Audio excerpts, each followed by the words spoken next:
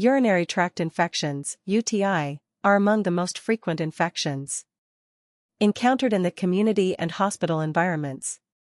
Patients with urological, anatomical, or functional abnormalities are particularly at risk for UTI. This chapter aims to present basic information on epidemiology of bacteriuria and UTI, a current approach to classification and risk factor evaluation, diagnostic tools, and guidelines for the management of different forms of UTI encountered in the general and urological populations. Epidemiology of bacteriuria and urinary tract infection. Bacteriuria is present in up to 4 to 5% of the general population. The prevalence is 1 to 3% in school-age girls but much lower in boys. The incidence of asymptomatic bacteriuria, ABU, and symptomatic UTI increases in young women following the onset of sexual activity. The prevalence of bacteriuria increases further after the menopause, being between 5 to 20% in healthy women aged 65 to 70 years.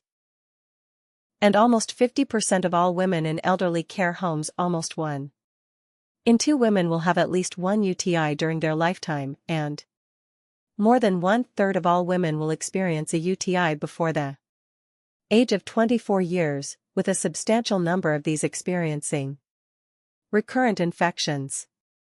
Bacteriuria and UTI are uncommon in men up to the age of 50 years. The incidence progressively increases with aging associated with prostatic enlargement and other age-related causes of lower urinary tract dysfunction. 1 Younger men, on the other hand, occasionally suffer from bacterial prostatitis, a condition less frequent than UTI in women, but presenting with similar symptoms. Patients with urological diseases often have complicated UTI with underlying risk factors. Urological surgery is associated with the risk of infectious complications and healthcare-associated infections, HAI, are observed in approximately 10% of hospitalized patients in urological wards. 8. Pathogenesis and pathogens. In healthy individuals, the urinary tract is generally considered to be sterile or with very low bacterial counts. Pathogens causing UTI mostly originate from the patient's own colonic flora, and predominantly reach the urinary tract by ascending through the urethra. Once the bladder is colonized, the balance between host response and bacterial virulence factors decides the outcome. An acute symptomatic infection of varying severity and localization, or an asymptomatic bacteriuric state. Importantly, anatomical and functional urinary tract dysfunctions alter susceptibility to UTI. Females of all ages are more prone to UTIs than males, probably due to their shorter urethra and its close proximity to the vagina and perianal region.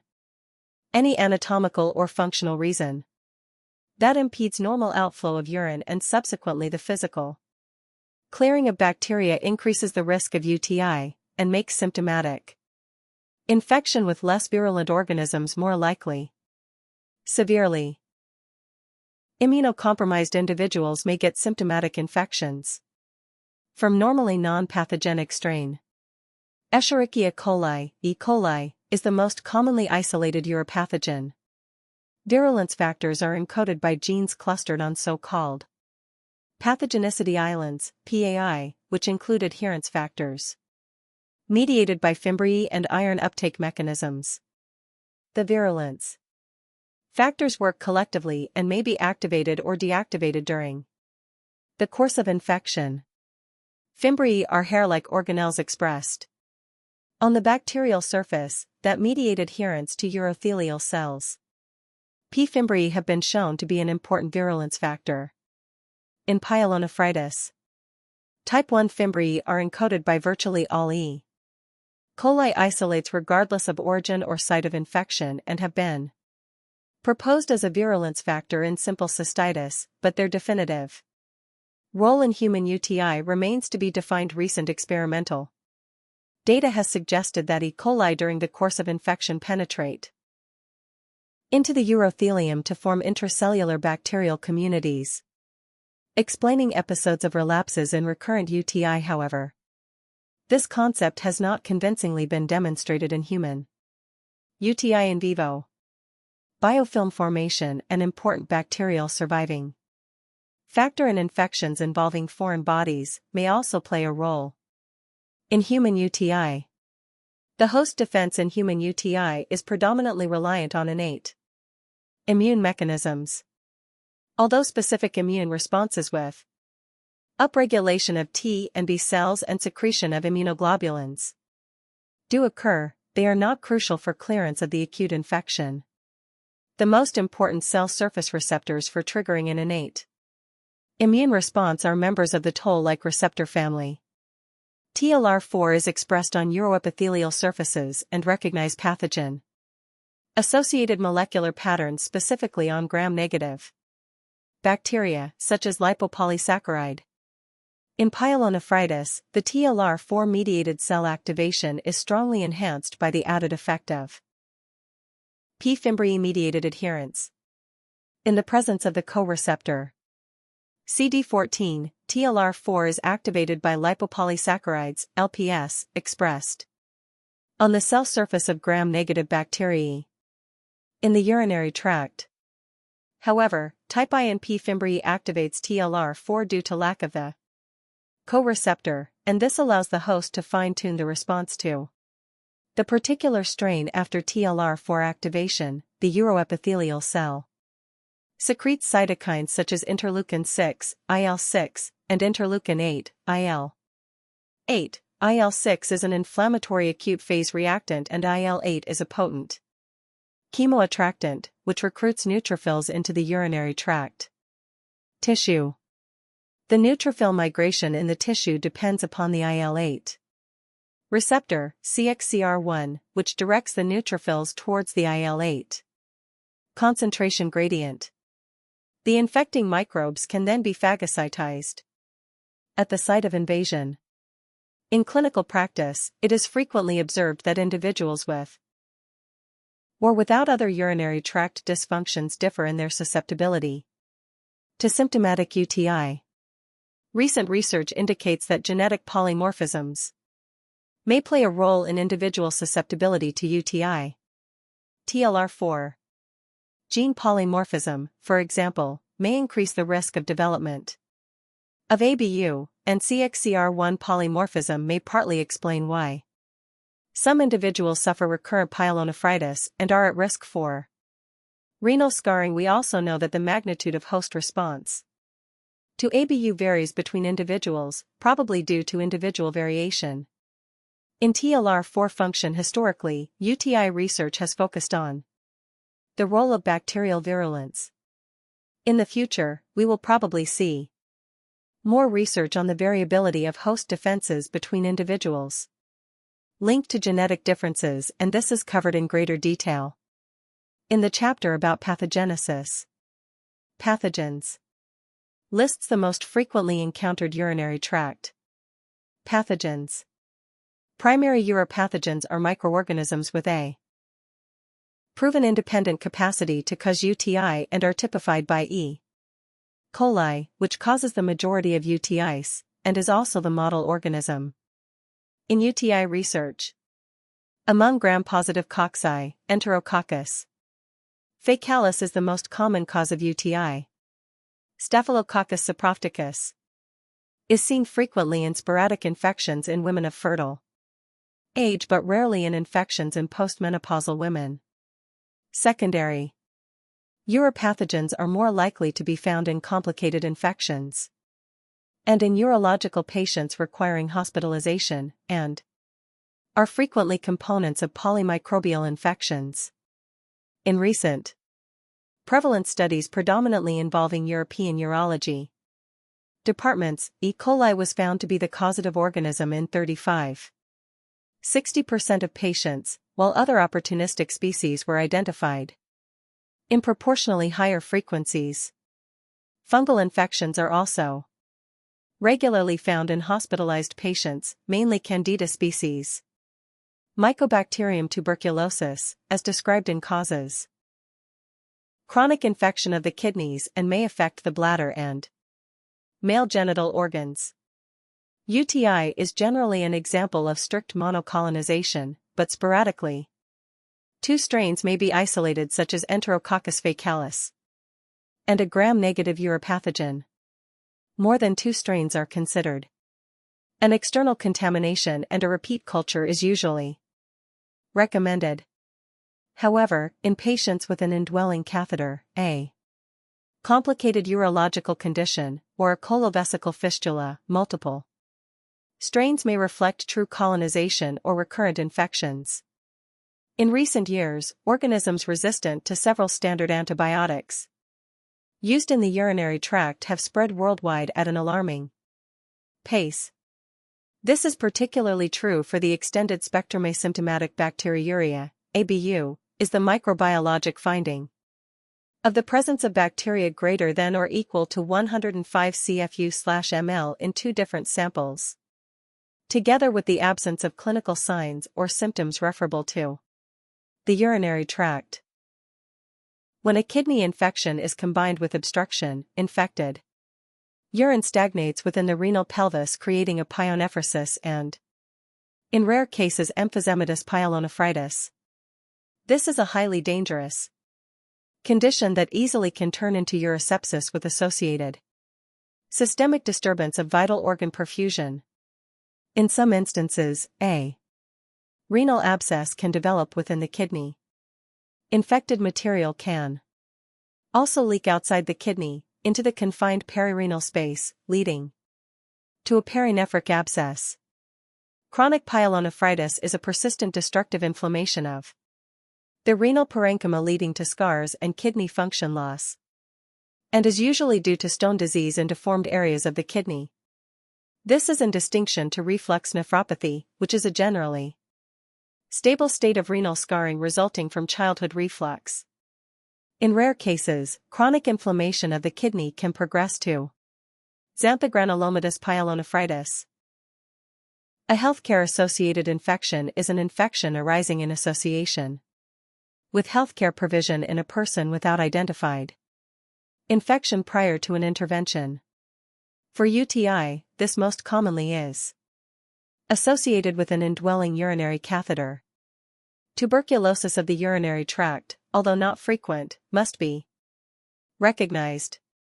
It is a chronic inflammation with progressive destruction of the kidney, ureteral inflammation and cystitis, and can establish in the male genital organ schistosomiasis of the urinary bladder, creates an inflammation of the urinary bladder. Risk factors for urinary tract infection.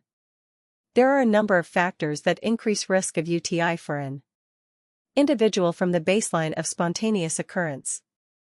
Risk factors can be quantified by the probability that an event occurs in an exposed group compared with an unexposed group. For UTI, they range from genetic and gender-related factors to complicated combinations of medical, functional, and anatomical states. Their identification is essential for the best care of people with UTI and particularly for those undergoing urological surgery. General risk factors. General risk factors include older age, anatomical abnormalities, poor nutritional status, smoking, altered immune response, diabetes, mellitus, long preoperative hospital stay, and coexistent infection at a remote site. Specific risk factors. Conventional UTI risk factors are listed in an alternative grouping of the different risk factors under the acronym ORANUC. O equals none, R equals recurrent UTI, E equals extra-urogenital, N equals nephropathic, U equals urological, and C equals catheter present, based on the underlying location and mechanism has recently been proposed. Bacteriuria and a previous history of urogenital infection are two critical risk factors for infectious complications related to surgery. Where possible, bacteriuria should be controlled or eradicated prior to urologic instrumentation. Diagnosis of urinary tract infection.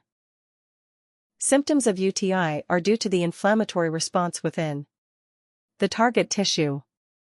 The most frequently encountered symptoms are presented, and it is generally recognized that a UTI is confirmed when at least one of the main symptoms is followed by a urine culture showing bacterial growth of greater than or equal to 105 CFU/ml of a single organism. 30. This threshold potentially misses lower, but clinically relevant bacterial counts it will therefore sometimes be appropriate to make a clinical diagnosis of UTI based on a combination of symptoms and sound clinical judgment. Urine analysis.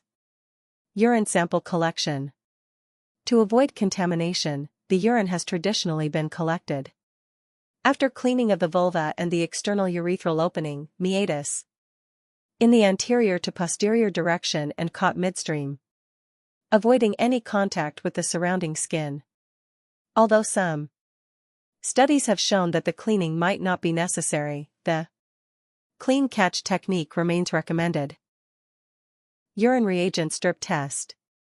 The reagent strip, dipstick, is a useful test in diagnosing UTI prior to culture, combining a detection of nitrite test, reflecting bacterial conversion of nitrate to nitrite, and of leukocyte esterase as a marker of pyuria. Dipstick urinalysis has moderate sensitivity, but high specificity.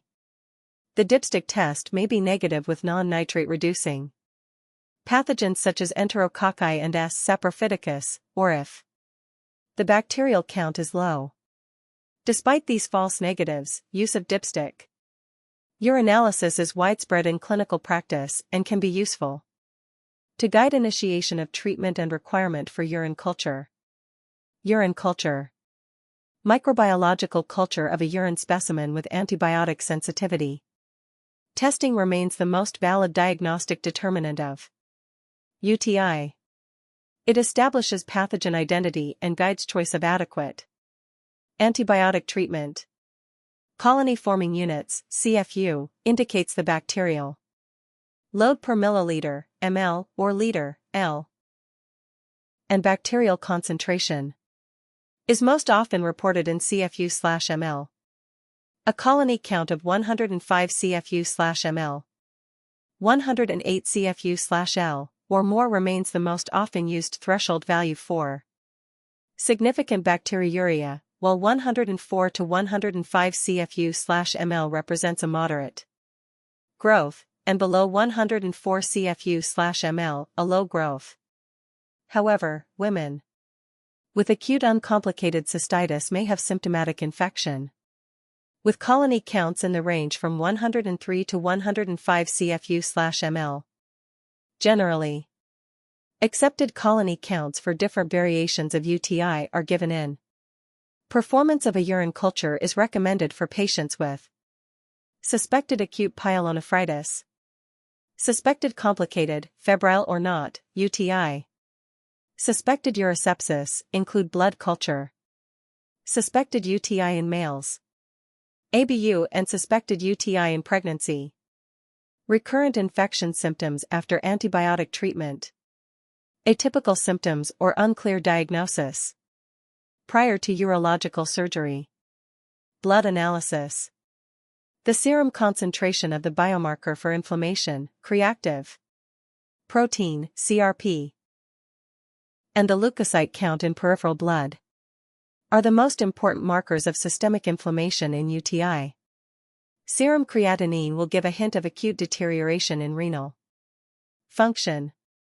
These parameters will remain at normal baseline levels in lower afebrile UTI, while CRP elevation and leukocytosis are essential. Diagnostic signs of febrile UTI, pyelonephritis, and urosepsis. Elevation of CRP may take up to 24 hours to develop fully, in contrast to the more immediate rise in leukocyte count. A carefully taken blood culture avoiding skin organism contamination should be considered at the same time as urine culture, immediately prior to antibiotic administration, in the case of severe systemic symptoms. Further investigations. It is generally recommended that all patients with complicated UTI Should have a negative urine culture confirmed after treatment. And, if appropriate, their renal function checked. In patients with febrile UTI or pyelonephritis, a renal ultrasound scan should be performed with further imaging if the ultrasound is abnormal. In older men with UTI, urinary flow rate and residual urine volume should be measured. Rapid investigation to detect impaired urinary tract drainage should be performed in patients who do not promptly improve on adequate treatment, but can otherwise be planned and performed during outpatient follow-up. For otherwise colonization of the urinary tract, that might even be beneficial for the host by preventing symptomatic infection by more virulent strains. It has even been shown that treatment of ABU in adult females results in a higher risk of symptomatic recurrence. ABU prevalence increases with age in women and men, presumably as a consequence of the anatomical, hormonal, and functional changes of normal aging, and is more likely to become persistent. Most guidance recommends no treatment for ABU and avoidance of use of antibiotics for recurrence prevention too. Exceptions are pregnant women and patients who are due to undergo urological surgery. Evidence is poor for patients undergoing surgical implant insertion. Acute sporadic uncomplicated cystitis, predominantly affecting women, is the most common form of UTI. It is more common among women with a family history of UTI and following the onset of sexual activity or change of sexual partner, honeymoon cystitis. The natural history is a self-limiting infection that can resolve spontaneously, in some cases within 1 week 37, as well as persist and, in rare cases, progress into an acute episode of pyelonephritis. E. coli is the predominant causative pathogen, greater than 75%, with S. saprophyticus. Second, 5 to 10%, other pathogens are uncommon. The resultant lower urinary tract symptoms are frequency, urgency, dysuria, pain or discomfort passing urine, suprapubic tenderness or pain, urine odor, and occasionally cloudy urine. And visible hematuria. Urine analysis usually shows positive nitrite test, leukocyte esterase, and presence of blood cells. There is no requirement for urine culture, although it will be helpful to establish pathogen sensitivity and provide local bacterial ecology information for public health purposes. A short antibiotic course is usually effective for symptom resolution and clearance of the pathogen. Guidance recommends avoidance of the use of broad-spectrum antibiotics such as cephalosporins and fluoroquinolones due to increasing community E. coli resistance levels and overgrowth of gut Clostridium difficile. Acute cystitis is uncommon in males. It may also be difficult to differentiate from inflammation of the prostate, as the symptoms are similar, and a raised prostate-specific antigen PSA commonly occurs. A urine culture is recommended in males, as well as a careful history of urogenital infections. Recurrent acute cystitis is common following the initial episode and may severely affect a woman's quality of life. It is usually defined as 3 or more UTIs per year, or at least 2 in a 6-month period. Recurrent UTIs, RUTI, are caused by the re-emergence of the same organism, persistent pathogen, or reinfection by a new strain. Recurrent ascending colonization from the bowel flora. Recurrence is often seen in women with otherwise normal anatomic and functional urinary tracts, but risk factors such as a maternal history of UTI, onset of sexual activity, postmenopausal status, and diabetes may be present. Use of contraceptive pessaries and spermicides, low fluid intake, and infrequent, incomplete bladder emptying are also considered as risk factors. Urine culture should be repeated regularly to determine the pattern of bacterial strains and antibiotic sensitivities. If recurrences are frequent and bothersome, and particularly where risk factors for more health-threatening disease are present such as visible hematuria or It should be considered only after counseling of alternatives and behavioral modifications has been attempted. Continuous or post-coital prophylaxis should be considered only in women in whom non-antimicrobial measures have been unsuccessful. Self-diagnosis and self-start intermittent treatment with short courses of recommended antibiotics can be used in selected cooperative women. The use of methanamine hippurate, a urine disinfectant, is poorly investigated, but available data from randomized trials suggest that selected women will experience fewer UTI. Evidence of the effectiveness of preventive advice such as high intake of fluids, regular micturition to avoid large urine volume, post-coital hygiene, and the avoidance of use of spermicides is poor, although much is common sense. In the case of residual volumes above 100 milliliters, the patient could benefit from behavioral techniques to improve voiding, and clean intermittent catheterization may be considered for larger residual volumes. Reduced vaginal colonization by lactobacilli related to low local estrogen levels is also a possible risk factor for RUTI. The use of local estrogen replacement therapy has been demonstrated to increase lactobacilli growth and to reduce UTI recurrence in postmenopausal women. Other investigational preventive methods include regular intake of cranberry or pomegranate concentrate containing proanthocyanidins in high levels, but solid clinical validation is still needed. Oral intake of uropathogenic E. coli cell wall constituents for immunization has also shown to reduce infection episodes in female RUTI by approximately 1/3. Women with postmenopausal hormonal status are particularly prone to RUTI. Epidemiological studies have shown that approximately 5 to 20% of healthy women aged 65 to 70 years have bacteriuria. The percentage is even higher in those older than 80 years.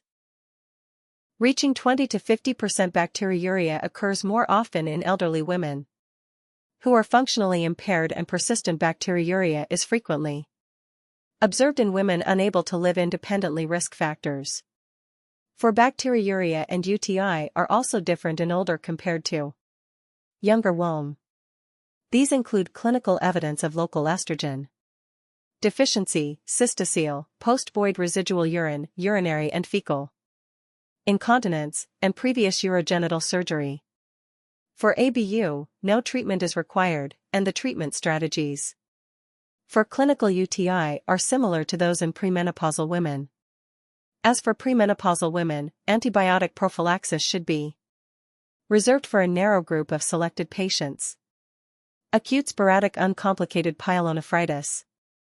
Pyelonephritis is classically associated with fever, chills, nausea, and flank and abdominal pain. However, kidney infection is not the only possible cause of these symptoms. Sometimes, especially in elderly people, kidney infection may have an insidious non-specific onset. Sporadic uncomplicated pyelonephritis is mainly seen in women and children and is often preceded by lower urinary tract symptoms, with urinalysis positive for nitrite, leukocyte esterase, and blood. The urine and, in case of severe systemic symptoms, blood should be cultured, and antibiotic susceptibility tested for isolated pathogens. Early antibiotic treatment is vital, as a pyelonephritis, even in the absence of upper urinary tract obstruction, may rapidly progress to life-threatening urosepsis.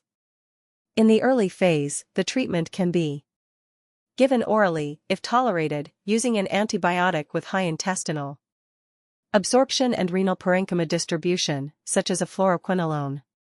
In the presence of systemic symptoms, patients should be admitted to the hospital for intravenous antibiotic treatment.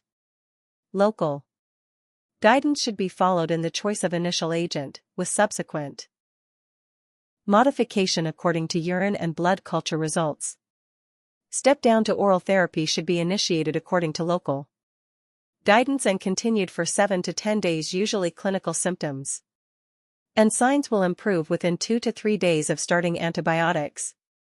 while the normalization of serum markers of inflammation takes a further few days. There should be a low threshold for imaging of the urinary tract. Initially by ultrasound, if there is uncertainty regarding the presence of risk factors for severe infection or failure to respond to initial treatment. Urinary tract obstruction is the most frequently found complicating factor. Acute complicated pyelonephritis and febrile urinary tract infection with risk factors. The most frequent risk factor is upper urinary tract obstruction, usually by a ureteric calculus. In addition to symptoms of pyelonephritis, patients may describe pain typical of ureteric colic. Further risk factors that may complicate acute pyelonephritis are listed in. It is important to detect these factors and address them if required, for example by drainage of an obstructed urinary tract or close control of blood sugar. Emphysematous pyelonephritis is an acute necrotizing parenchymal infection caused by a polymicrobial infection including gas-forming uropathogens, such as E. coli. The condition occurs mainly in people with diabetes and is more likely if there is urinary tract obstruction. The degree of sepsis is generally severe and urgent drainage or nephrectomy is required to reduce mortality risk. Possible continued infective consequences to complicated pyelonephritis include renal or perinephric abscess resulting from leakage of infected urine from a ruptured calyx. Chronic pyelonephritis. Chronic pyelonephritis is nowadays seen predominantly in patients with underlying functional or anatomical urinary tract abnormalities, mainly non-acute stone disease and long-term obstruction. It results in destruction of the renal parenchyma, with scarring and shrinkage of the kidney, and renal function impairment. The inflammatory process can include the whole kidney or may remain localized around calyces, particularly in the lower pole, where drainage is impaired. When bacteriuria is present, it is very difficult. Urease-producing organisms such as Proteus mirabilis, Klebsiella, Enterobacter, Pseudomonas spp. And specific intracellular bacteria, such as Ureaplasma ureolyticum, are able, in the alkaline environment, to catalyze the degradation of urea to ammonium ions, encouraging the development of magnesium ammonium phosphate stones, also termed struvite, triple phosphate, or infective stones. These stones are less radio-opaque, harbor bacteria, damage the uroepithelium, precipitate inflammation leading to scar formation, chronic pyelonephritis, and potentially renal failure. Often there is also an underlying anatomical or functional abnormality, particularly neurological dysfunction. Management consists of a combination of antibiotic treatment and surgery, during which all stone material must be removed and drainage ensured to control the infection and prevent recurrence. Patients undergoing surgery for infective stones are at high risk for infective complications in terms of acute kidney infections and systemic sepsis. Bacteriuria must be controlled prior to enduring stone surgery and continued after in a tentative effort to eradicate infection. Other types of urinary stones, such as calcium oxalate and urate, may also induce focal inflammation and harbor bacteria. Apparently small idiopathic stones can induce infective complications, and it has been clearly shown that a negative urine culture does not predict the absence of postoperative sepsis. The risk of complications is markedly increased in patients with upper tract obstruction due to impacted ureteral stones. The risk for each individual patient must be properly assessed before any intervention. For a urinary tract stone, and appropriate perioperative prophylaxis considered. To eradicate xanthogranulomatous pyelonephritis is a rare, severe destructive chronic inflammation of the kidney resulting in a non-functioning enlarged kidney, presenting clinically and on CT as a renal mass, which may be difficult to differentiate from a renal tumor. People with diabetes appear more at risk. It is generally unilateral and associated with nephrolithiasis and obstruction. E. coli and Proteus are most commonly reported pathogens and non-functional. Kidney should be removed. Sepsis. About 20% of all episodes of systemic sepsis originate in the urinary tract, urosepsis, and may develop from a community-acquired or a healthcare-associated UTI. A complicating underlying risk factor involving a parenchymatous urogenital organ such as the kidney or the prostate is almost always identified. The systemic inflammatory response syndrome is recognized as the first event in a cascade of events leading to multiple organ failure. Time from admission. Yeasts such as Candida exist as commensals on the external genitalia and are detected in less than 1% of urine cultures. However, the risk of Candidal UTI is increased in immunosuppressed patients, critically ill patients, those with uncontrolled diabetes mellitus, and patients with complicated urological conditions. Urological risk factors are the presence of any type of indwelling catheter or stents, and instrumentation. In most cases, candiduria, C. albicans and C. glabrata, is transient and asymptomatic, and represents a colonization rather than a true infection. It is generally recommended to treat symptomatic infections and to give appropriate prophylaxis to prevent dissemination during urinary tract instrumentation and surgery. A UTI or unmanaged ABU during pregnancy can harm the developing fetus. Acute pyelonephritis is associated with preterm delivery. The urinary tract undergoes physiological modifications following the hormonal changes during pregnancy, and pressure from the gravid uterus results in dilatation of the collecting system. Previous pyelonephritis, pre-existing urinary tract abnormalities, renal stones, and painful dilatation of the upper urinary tract are risk factors for pyelonephritis.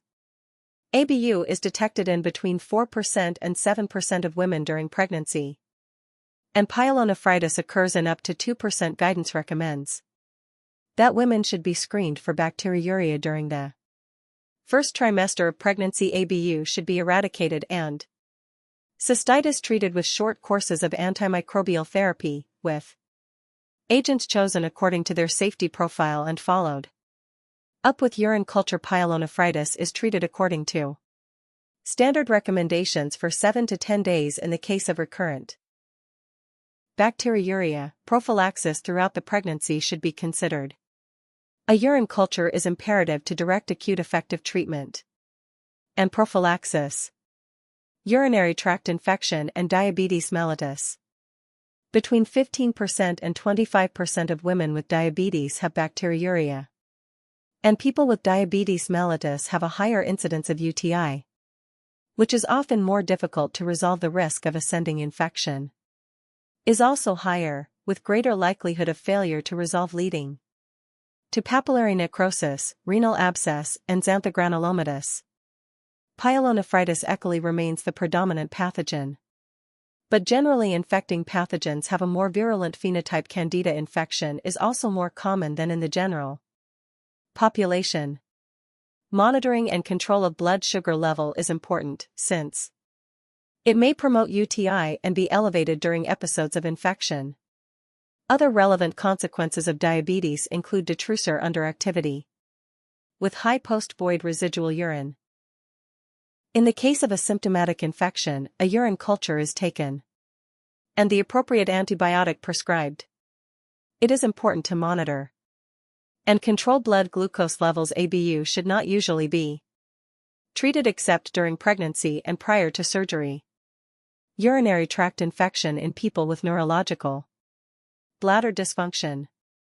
Bladder dysfunction with residual urine and impairment of upper tract drainage occurs following spinal cord lesions including multiple sclerosis, some forms of stroke, and any disturbance of the peripheral nerves, such as an advanced diabetes mellitus. Structural or functional bladder outlet obstruction will compound the problem. The majority of these patients have gram-negative uropathogens, including Klebsiella and Pseudomonas, are commonly isolated on urine culture, but gram-positive pathogens such as Enterococcus faecalis are also frequently isolated. Highly resistant organisms are frequently encountered, in part due to indiscriminate antibiotic use. These patients will also have a higher frequency of urease-producing bacteria, and infective stone formation. UTI is the most common cause of fever for patients with neurological bladder dysfunction, and other consequences of the underlying neurological disease may mask typical UTI symptoms. Patients requiring bladder drainage by indwelling catheter will also be at higher risk of infective complications and stone formation. For this patient group, it is important, but in practice very difficult, to avoid unnecessary and ineffective use of antimicrobial treatment. Antibiotics should be restricted to severely symptomatic UTI and prior to instrumentation of the urinary tract. 65 Similarly, long-term antibiotic prophylaxis should be avoided, but alternative antimicrobial approaches can be trialed, such as methenamine or cranberry extract. Therapeutic colonization of the urinary tract. In a cohort of people with neurogenic bladder dysfunction, using an Abu E. coli strain was effective in reducing the number of episodes of symptomatic UTI, compared to an untreated group. Catheter-associated urinary tract infection. Placement of an indwelling urinary catheter should be considered as a temporary solution for bladder drainage problems, with alternatives such as condom sheath drainage, pads, or clean intermittent catheterization preferred. However, there are situations when a permanent urethral or a suprapubic catheter is unavoidable. Bacterial urinary colonization is the rule, occurring at a rate of about 5% per day from insertion, with almost all patients bacteriuric with E. coli, other Enterobacteriaceae, or Enterococci, and other secondary gram-positive organisms at 1 month. After short-term catheterization, less than 1 week, bacteriuria will most often resolve spontaneously. In all cases, the use of antibiotics should be avoided unless there are definite systemic symptoms. In long-term catheterization, bacterial communities embedded in a secreted extracellular polymeric matrix polyglycan biofilm are formed on the catheter, and the urinary tract becomes a reservoir of more or less resistant strains hidden from antibiotic or antimicrobial attack. The routine change of catheter at standard intervals is a key time for high risk of systemic sepsis, but does not appear to be modified by prior antibiotic treatment/prophylaxis. ABU in catheterized patients should not be treated except prior to surgery. If a patient with an indwelling catheter suffers a symptomatic UTI, guidelines suggest commencing a short course of an appropriate antibiotic together with immediate change of catheter. There is little evidence of any advantage for different catheter materials or surface coatings. Although evidence is scanty, the same recommendations are valid for other urinary tract drainage devices, such as nephrostomy tubes and ureteral stents.